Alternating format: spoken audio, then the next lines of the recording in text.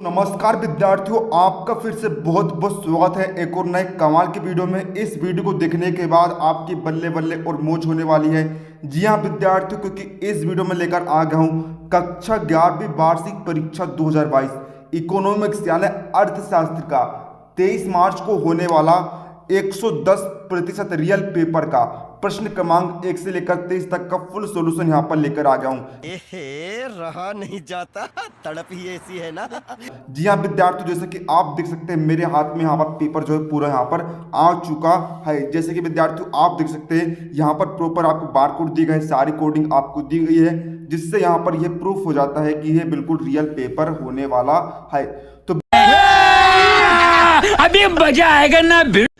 रुको जरा, सबर करो। तो विद्यार्थियों आपको देखिए, आपको जो है सेट के पीछे नहीं मरना है। आप कहते हो ना कि हमें ये सेट दे दीजिए, वो सेट दे दीजिए। तो विद्यार्थियों मैं आपको एक ही बात कहना चाहता हूँ, आपको सिर्फ इसी सेट को तैयार कर लेना है। जितने भी आपके सेट है, आपके 6 सेट में पेपर बनते हैं। तो विद्यार्थियों सभी 6 सेट के पेपर में इसी सेट के क्वेश्चन यहाँ पर आने वाले हैं, है ना विद्यार्थियों। बस थोड़े जो है क्वेश्चन आगे पीछे हो सकते हैं और मेन या फिर अथर्व में से आपके कोई ना एक आध क्वेश्चन जो है आपका एक्सचेंज हो सकता है। तो विद्यार्थियों इसलिए आपको जो है पूरे के पूरे प्रश्नों की आपको तैयारी कर लेनी है। आपको एक भी प्रश्न का नहीं छोड़ना है, अथर्व सहित अथवा भी और मेन वाला भी, दोनों प्रश्न आपको तैयार कर लेने हैं। तो चलिए विद्यार्थियों पूरा पेपर आप यहाँ पर देख लीजिए। पूरा पेपर हमारे पास जो है यहाँ पर देखिए अवेलेबल हो गया है। ये देखिए विद्यार्थियों यहाँ पर देखिए थोड़ी सी जो है हमें डैमेज प्राप्त हुई है, क्योंकि ओरिजिनल पेपर प्राप्त करना विद्यार्थियों हलवे वाला काम नहीं है, बड़ी मुश्किल से मिलता है। यहाँ पर देख सकते हैं विद्यार्थियों थोड़ा डैमेज है, क्योंकि विद्यार्थियों जो कॉपी रिजेक्ट हो जाती है, जो कि परीक्षा में मतलब कि विद्यार्थियों को नहीं दी जाती है, वे पेपर हमें जो है यहाँ पर मिल जाता है, बड़ी मुश्किल से मिलता है। थोड़ा सा डैमेज पेपर है विद्यार्थियों, लेकिन बिल्कुल रियल है। तो देख लीजिए विद्यार्थियों, ये आपके 3 पेज हो गए। अब ये आपका 4था पेज, ये आपका 5वां पेज, इसके बाद विद्यार्थियों ये आपका हो गया 6ठा पेज, यह 7वां, इसके बाद यह आपका यहाँ पर हो जाएगा कौन सा, इसके बाद विद्यार्थियों ये आपका 8वां पेज, यह आपका 9वां पेज, इसके बाद विद्यार्थियों यह आपका लास्ट 10वां पेज यहाँ पर हो जाएगा। देख सकते हैं विद्यार्थियों 10 पेज है, 10 पेज है और आपके जो है विद्यार्थियों 23 क्वेश्चन यहाँ पर रहने वाले हैं। सामने भी आप यहाँ पर देख सकते हैं 23 क्वेश्चन, 10 पेज, 80 नंबर का पेपर है और 3 घंटे मिलेंगे आपको हल करने के लिए। चलिए वीडियो को हम बिना किसी देरी के शुरू कर। तो दोस्तों आज मैं आप सबको बहुत ही बढ़िया एप्लीकेशन के बारे में बताना चाहता हूं, जो डेली हंट द्वारा बनाई गई है। इस साल डेली लर्न ने आई अचीव स्कॉलरशिप एग्जाम रखा है, जिसमें पार्ट लेकर आप laptop, mobile phone, smart watch भी जीत सकते हैं। तो दोस्तों डिस्क्रिप्शन में दिए हुए लिंक पर क्लिक करके जल्दी से स्कॉलरशिप में रजिस्टर कीजिए और पाइए 50 करोड़ की स्कॉलरशिप जीतने का मौका। दोस्तों इसकी सबसे बड़ी खूबी यह है कि पहली बार किसी ने बड़े शहरों के साथ साथ छोटे शहरों और ग्रामीण भागों तक क्वालिटी एजुकेशन पहुंचाने का निर्णय लिया है, और यहाँ इंग्लिश के साथ साथ हिंदी माध्यम में भी पढ़ सकते हैं। डेली लर्न जल्द ही अपना ऐप भी लाने वाला है, जहां आपको live classes, study notes, test series and quizzes मिलेगी। तो आप वेट किसका कर रहे हैं, जाइए लिंक डिस्क्रिप्शन में दे रखा है और इनाम कर लेते हैं। आप इस वीडियो के लिए लाइक का बटन जरूर से दबा दीजिएगा, साथ ही चैनल पर नए हो तो चैनल को सब्सक्राइब करके बेल नोटिफिकेशन ऑन कर लीजिएगा, ताकि हम जैसे ही कोई नया वीडियो अपलोड करेंगे आपको उसका तुरंत नोटिफिकेशन मिल जाएगा। चलिए वीडियो को हम बिना किसी देरी के यहाँ पर शुरू कर लेते हैं। तो देखिए विद्यार्थियों सबसे पहले आप जो निर्देशों को सारे निर्देश आप पढ़ लीजिए। 6 पॉइंट में आपके निर्देश दिए गए हैं। प्रश्न 1 से लेकर 5 तक में जो है ऑब्जेक्टिव क्वेश्चन है, प्रत्येक प्रश्न के लिए 1 अंक निर्धारित है। 6 से लेकर 23 तक में आपको जो है आंतरिक विकल्प दिए गए हैं, यानी कि अथवा वाले क्वेश्चन आपको दिए गए हैं। 6 से 15 तक में जो है प्रत्येक प्रश्न पर 2 अंक निर्धारित है। 16 से 19 तक के प्रश्नों में 3 अंक निर्धारित है और 20 से 23 तक के प्रश्नों में 4 अंक निर्धारित है। इंग्लिश मीडियम वाले छात्र भी यहाँ पर देख लीजिए विद्यार्थी, इंग्लिश मीडियम में भी आपका पेपर है, जिससे यहाँ पर जो है रियल पेपर की पुष्टि हो जाती है। रियल पेपर में जो है आपका इंग्लिश मीडियम में भी यहाँ पर लिखा आता है। तो चलिए विद्यार्थियों आगे हम इसका फुल सोल्व यहाँ पर देखने वाले हैं। तो ये देखिए विद्यार्थियों यहाँ पर, ये देखिए विद्यार्थियों आपका यहाँ पर पेपर। तो ये देखिए विद्यार्थियों सबसे पहले हम जो है सही विकल्प के उत्तर यहाँ पर देख लेते हैं। तो देखिए विद्यार्थियों पहला क्वेश्चन आपको दिया है, इसका आंसर आएगा सांख्यिकी, दूसरे का आंसर आ जाएगा समय। फास्ट में आपको बता रहा हूँ ताकि है ना ज़्यादा वीडियो लंबा ना हो और आप बोर ना हो। आपको जो है विद्यार्थी क्वेश्चन सहित आपको आंसर याद कर लेने हैं, है ना विद्यार्थी, क्योंकि जो है क्वेश्चन जो है प्रश्नों को जो क्रम है आगे पीछे हो सकता है। 6वां क्वेश्चन आपको पहले नंबर पे पूछा जा सकता है, 5वां आपको तीसरे नंबर पर। इस प्रकार जो है प्रश्नों का क्रम आगे पीछे हो सकता है, इसलिए आपको रट्टा नहीं मारना है, प्रश्न सहित आपको रट्टा मारना है ना। तीसरे का आंसर आएगा विद्यार्थियों अंक गणित औसत, चौथे का आंसर आएगा 4, 5वें का आंसर आ जाएगा कार्ल पियर्सन सह संबंध गुणांक, 6वें का आंसर आ जाएगा 1950। इसी प्रकार इंग्लिश मीडियम वाले छात्र यहाँ पर उत्तरों को देख लीजिए। पहले का आंसर आएगा स्टैटिक्स, इसके बाद आपका यहाँ पर सेकंड का आंसर आएगा टाइम, थर्ड का आंसर आएगा अर्थमेटिक एवरेज, चौथे का आंसर आएगा 4, 5वें का आंसर आएगा कार्ल पियर्सन कोरिलेशन कोएफिशिएंट, छठे का आंसर आएगा 1950। अब यहाँ पर हम बढ़ जाते हैं रिक्त स्थान की पूर्ति की तरफ।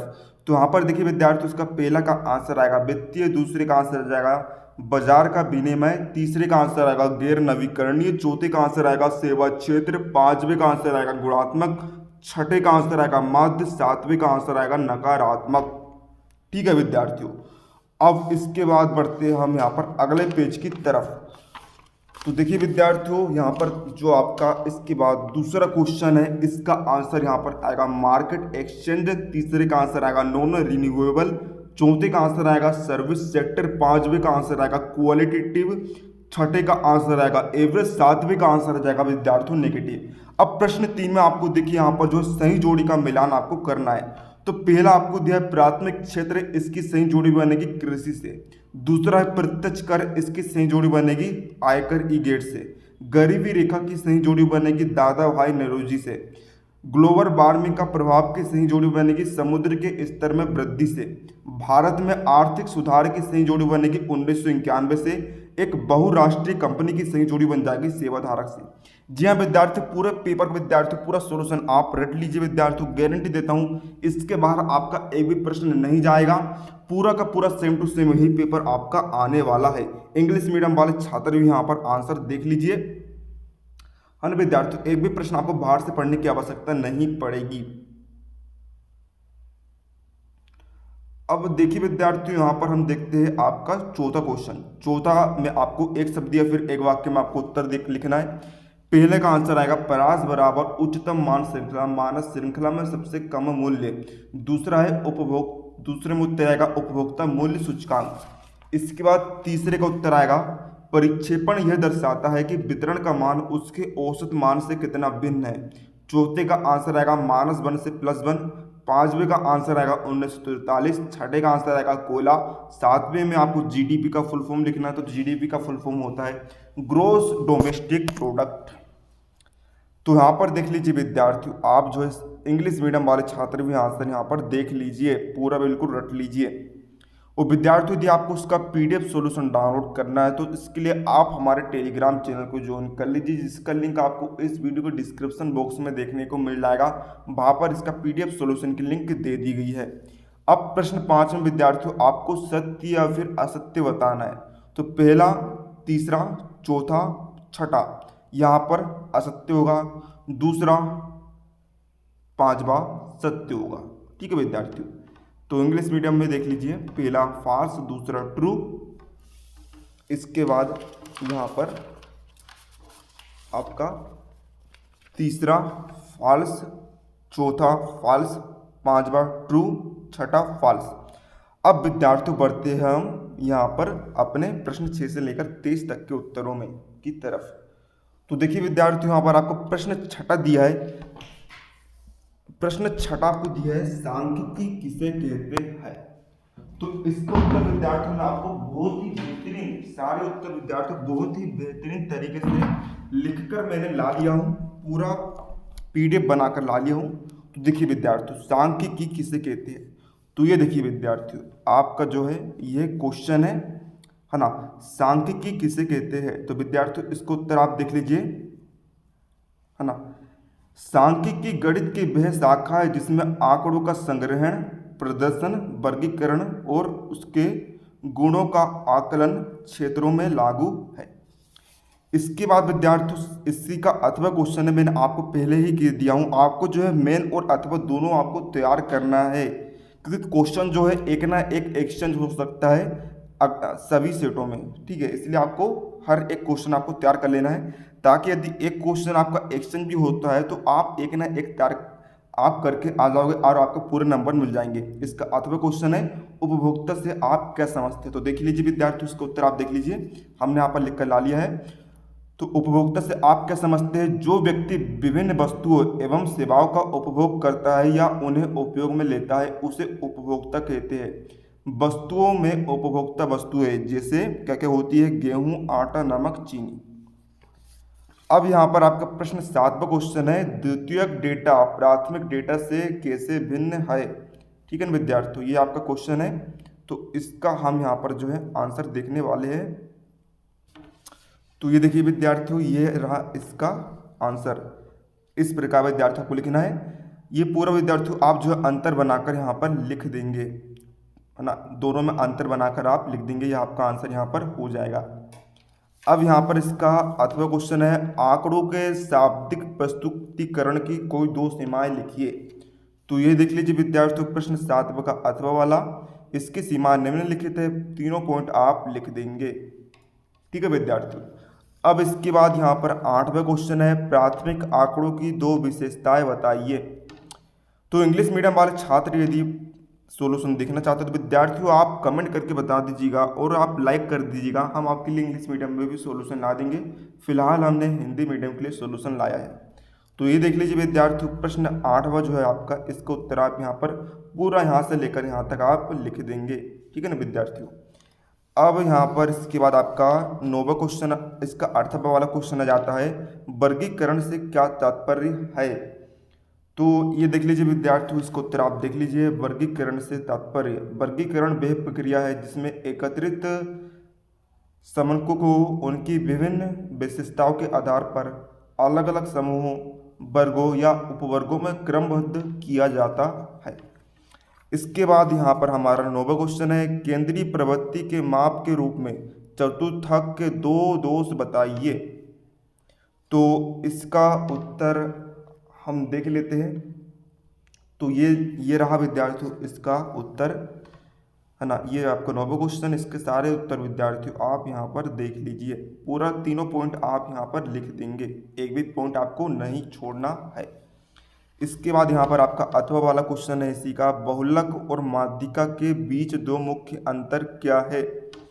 तो यहाँ पर देखिए, यह है विद्यार्थियों 9वें का अथवा। इसमें आप जो है इस प्रकार विद्यार्थियों आप अंतर बनाकर यहाँ पर इसको उत्तर लिखना है आप सभी को।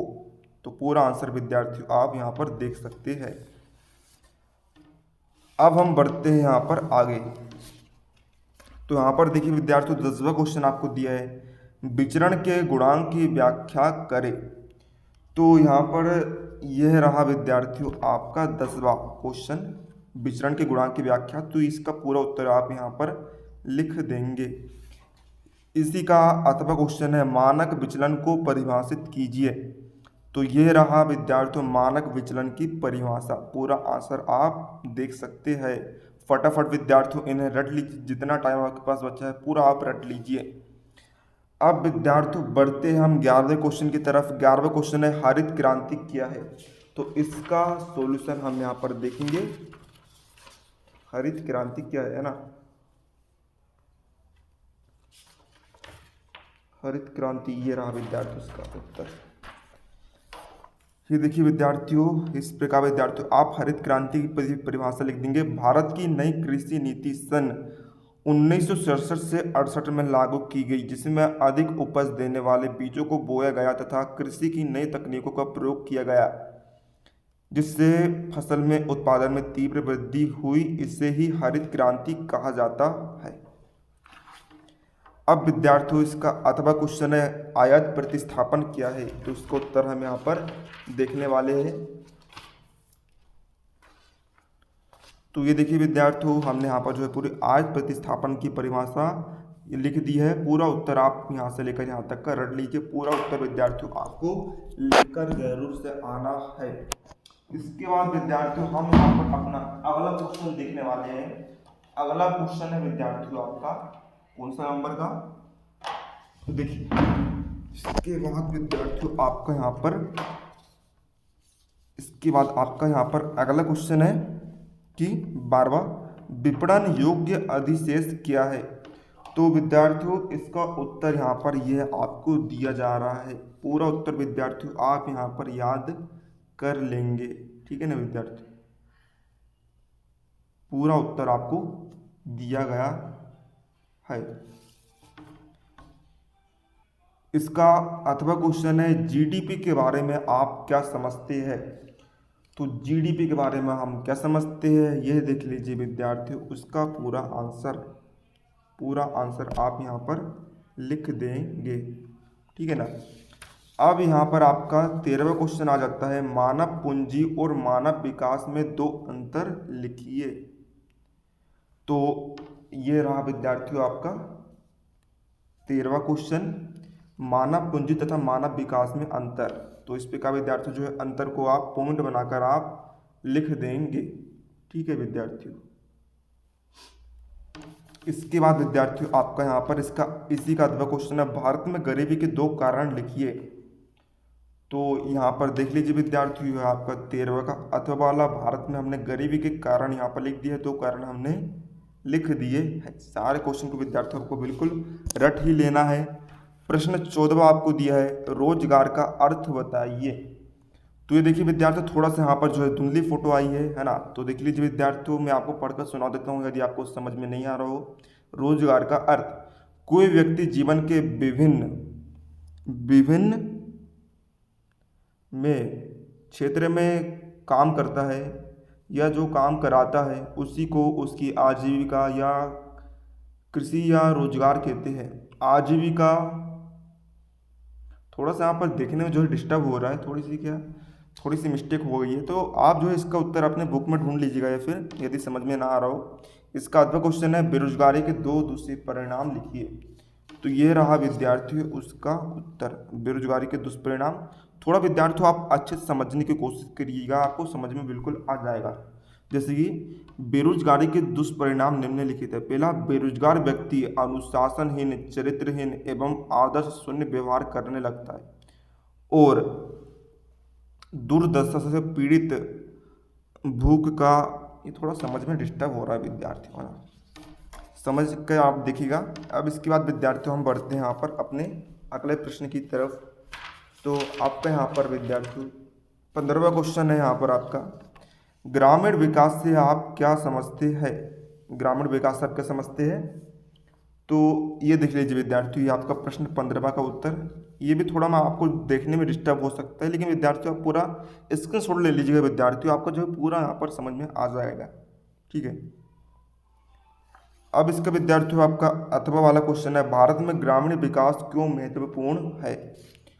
तो ये देख लीजिए विद्यार्थियों, ये आपका आंसर यहाँ पर दिया गया है, भारत में ग्रामीण विकास क्यों महत्वपूर्ण है। पूरा आंसर आप यहाँ से लेकर यहाँ तक लिख देंगे।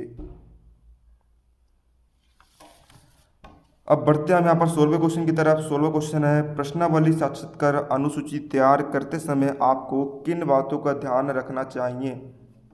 तो इसका हम यहाँ पर देख लीजिए, ये आपको उत्तर यहाँ पर दिया जा रहा है, पूरे पॉइंट आप यहाँ पर लिख देंगे, ठीक है। पूरा आपको आंसर यहाँ पर लिख देना है।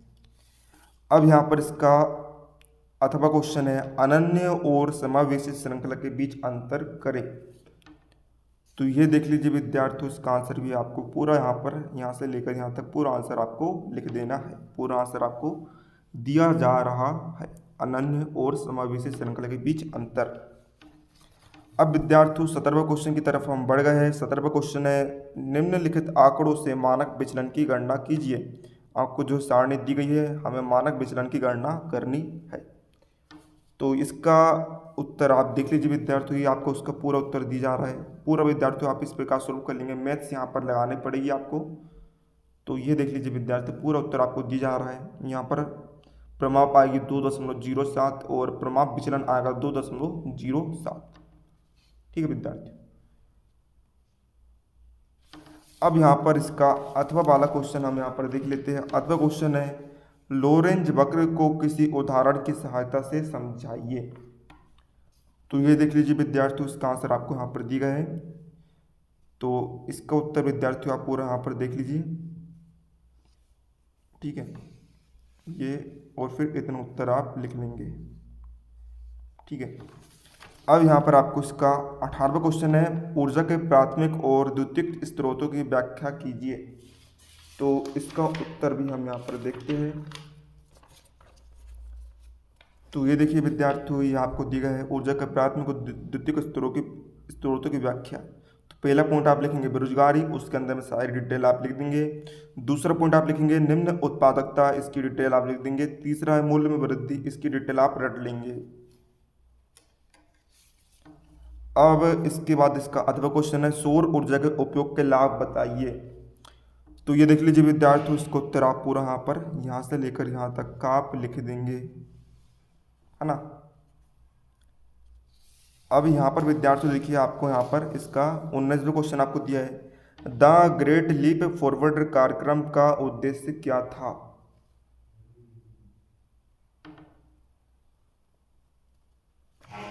ठीक है, तो ये देख लीजिए विद्यार्थियों, इसका 19वां का आंसर,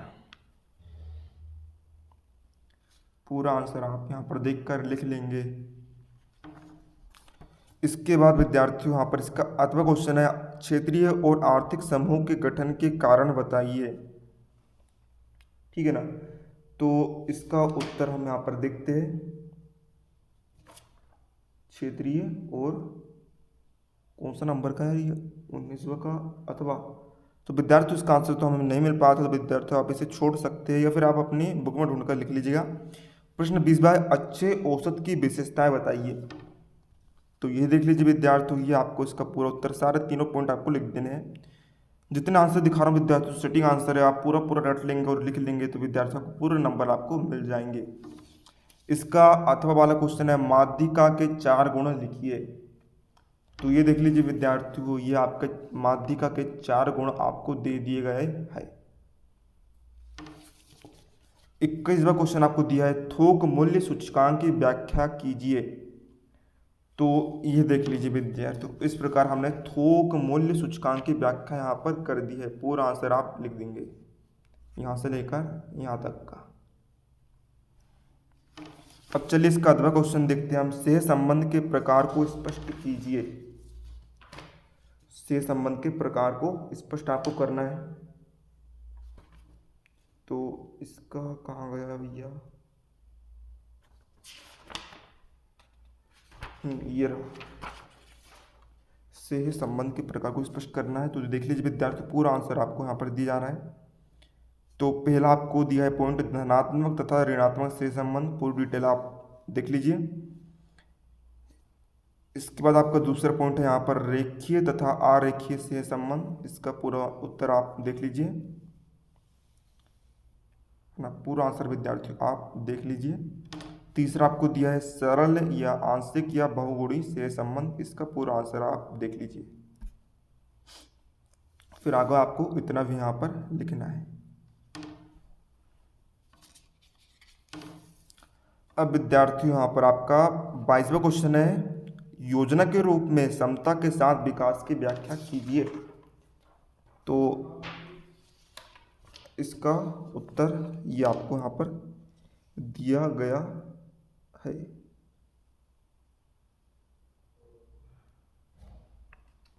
तो ये देखिए विद्यार्थियों, इसका आंसर आपको यहाँ पर दे दिया गया है। इसके बाद आपका यहाँ पर हम बढ़ते हैं यहाँ पर आपके लास्ट पेज की तरफ। लास्ट पेज है विद्यार्थियों आपका 23वां क्वेश्चन।